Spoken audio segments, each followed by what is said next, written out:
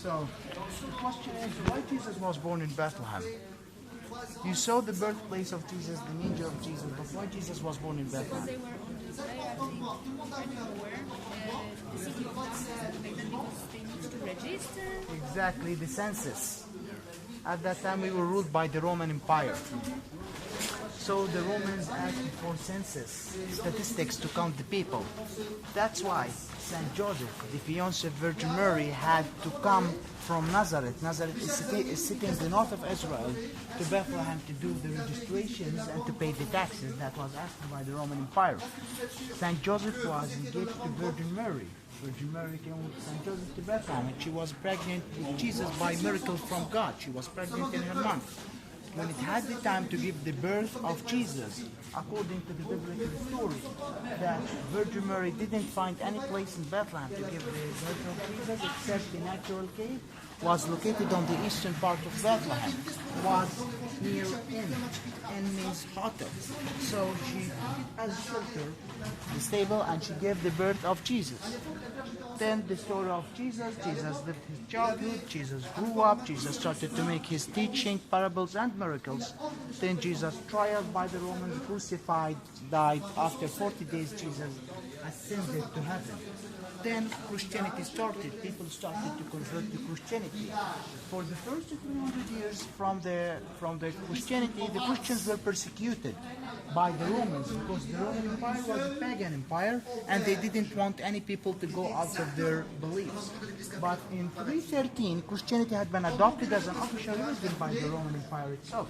So according to that, Queen Helena, the mother of Constantine, who was the Roman emperor at that time, she built the first churches in the world. That was from 326 until 333. And the Nativity Church was one of those first churches. But unfortunately, the first churches didn't last too long. In 529, the Samaritans made revolts against Christianity. Do you know who are the Samaritans? Samaritans, they are still exist until now, the smallest sect in the world, only 700 people. They consider themselves that they are part of Jewish, the original of Judaism. I must stop you here because you're saying it every time. There's no connection between Samaritans and Jews. It's like the same as Christians and Jews. There is no connection. It's like a different religion. Yeah, different. They see them. They wanted to be part of the Jews. The Jews didn't accept them. But there's no connection. And please don't mention it again. Yeah. It's like a different religion, and they have a different temple. Yeah, but I know at Jerusalem. True. But they consider themselves that they are They Jewish. might consider, but they are not. So many Christians believe that they are Jews as well, but they are not. Yeah, I know this, but this is what they then consider themselves. They say they consider themselves, not the Jews. So, they made revolts against the Christianity, the Samaritans, and they destroyed all of the churches in the Holy Land, including the Nativity Church. After the Samaritan revolt by 1 year, in 530, the Byzantine Emperor Justinian built the second church again, from 530 until 538. The difference between the two big empires, the Roman Empire and the Byzantine Empire. The Roman Empire was represented by Italy, called the Western Empire that brought the Catholic Church, and the Byzantine Empire was represented by Greece, Cappadocia and Asia Minor. Cappadocia and Asia Minor is Turkey today, was called the Eastern Empire that brought the Greek Orthodox Church. Both of them were two big united empires, but at the end of the 4th century, the Roman Empire split from the Byzantine Empire. That caused the Western and the Eastern Christians. That caused the Great Schism, the big separation in 1054 between the two churches. Come with me, I would like to show you the mosaic of the first church.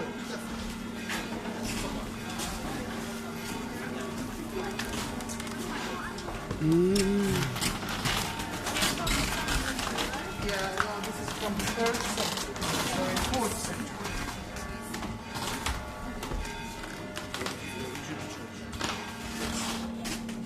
This is the mosaic of the first church, the one that was destroyed by the Samaritans.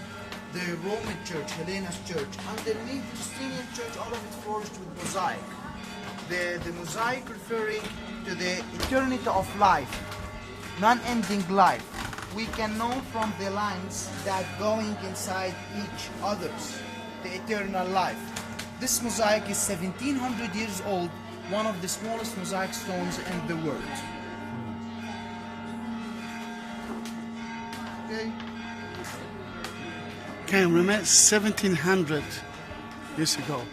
Except of I think in Italy, so we have to find it. They are Italian.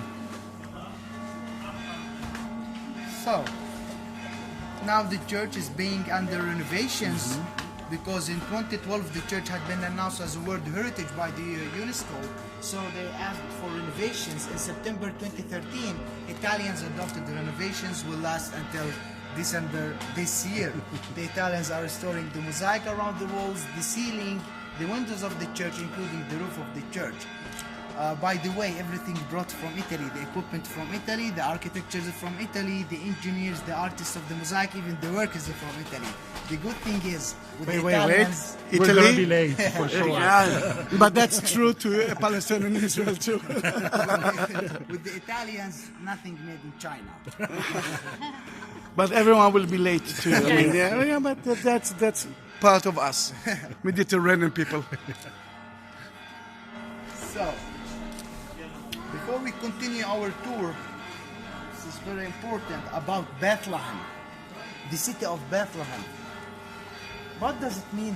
What does it mean, Bethlehem? The etymology, the name Bethlehem. Do you know what does it mean? Bethlehem came from Old Hebrew language, Beit Lachem. Beit means house, Lachem bread.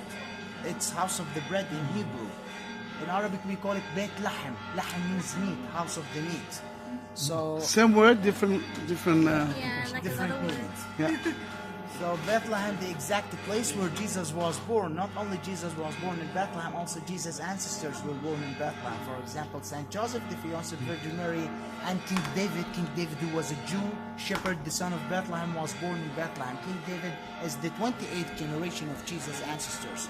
All the prophets who mentioned in the Old Testament before Jesus, those are the ancestors of Jesus. The first prophet was Abraham. So Jesus is descendant from Abraham. Today, Bethlehem, located approximately 5 miles south of Jerusalem, inhabited with 200,000 people, part of the Palestinian territories. Bethlehem also has the biggest Christian community in the Holy Land, 21,000 Christians out of 200,000, 10.5% out of the population of Bethlehem. But all the Christianity in the Holy Land, Israel, including the Palestinian territories, there is more than 6.3 million Jewish and more than 6.2 million Muslims.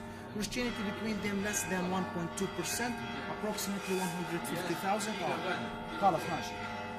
approximately 150,000 out of 12.5 million plus.